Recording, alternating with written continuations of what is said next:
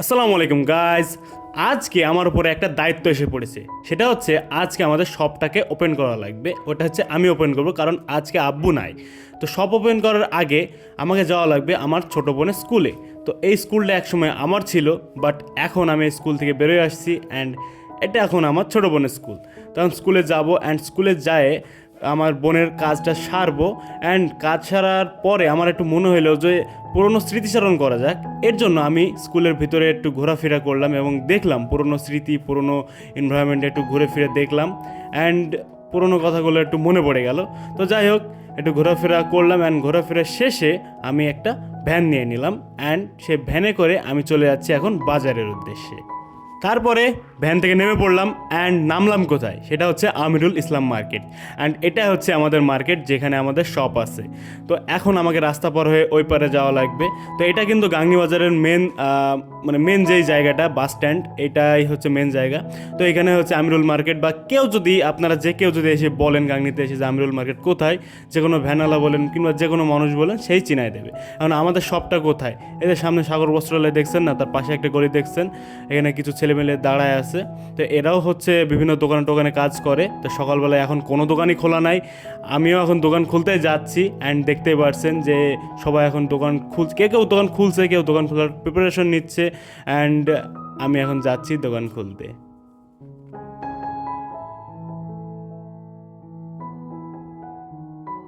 And finally this is our shop, Sathi Bastralaya.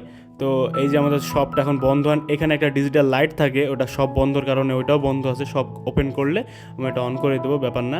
And এই যে এখানে সব কিছু ডিটেলস সব কিছু লেখা আছে অ্যান্ড এখানে ওপরেও নাম্বার দোকানের নাম লেখা আছে। অ্যান্ড আরও একটা প্লাস পয়েন্ট কি জানেন, এই যে পেছনে একটা পাড়া আছে, একটা এলাকা আছে অ্যান্ড এখান থেকে অনেক কাস্টমার আমাদের শপে আসে। তো এখন বেশি কথা না বলি, এখন দোকানটা খোলার পালা।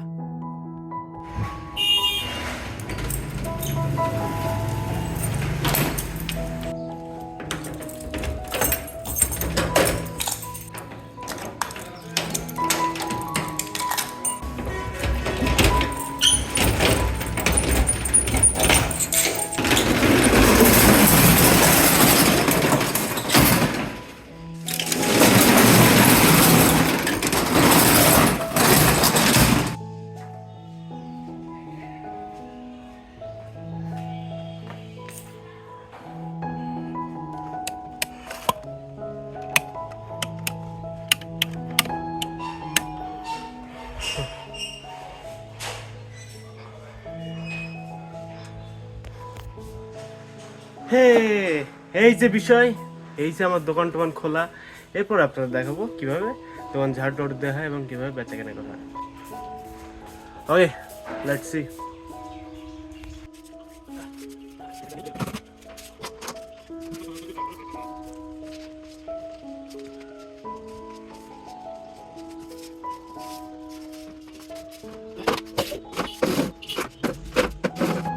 অ্যান্ড দেন একটা কাস্টমার আসলো অ্যান্ড উনি কিছু হেজাব দেখছিলেন, ওখানে টাঙানো ছিল, বাট ওনার পছন্দ হয় নাই। উনি একটু হাতড়ায় মাত্রায় চলে গেলেন একটু দেখে টেকে।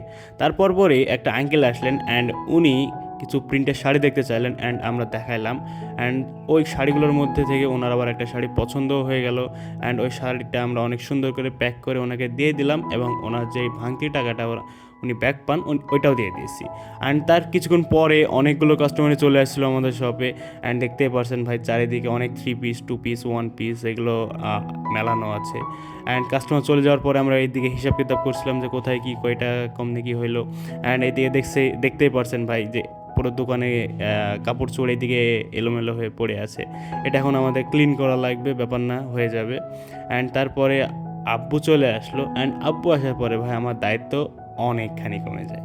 অ্যান্ড তারপরে যেহেতু আব্বু বাইরে ছিল যার কারণে আমি দোকানে আসছিলাম, এখন যেহেতু আব্বু চলে আসছে এর জন্য আমি এখন চলে যাব। অ্যান্ড আরেকটা জিনিস যেটা আপনাদের শুরুতে দেখাতে পারিনি, এই ডিজিটাল লাইটটা ওইটা এখন অন হয়ে গেছে অ্যান্ড দেখতে পারছেন ভাই কতখানি সুন্দর লাগছে, সাথী অশ্লীল লেখাটা অ্যানিমেশনের মাধ্যমে চলে আসছে। এখন দোকানের আমার কাজ শেষ, এখন আব্বু সব দায়িত্ব পালন করবে অ্যান্ড আমি এখন চলে যাব। কই যাব জানি না, জাস্ট আব্বুর কাছ থেকে বাইকের চাবিটা নিয়ে আসলাম অ্যান্ড চাবিটা চলে গেল তার নির্দিষ্ট জায়গায় অ্যান্ড বাইকও অন হয়ে গেল। তো চলুন ওর একটা রাইড দেওয়া যাক। সেট করতে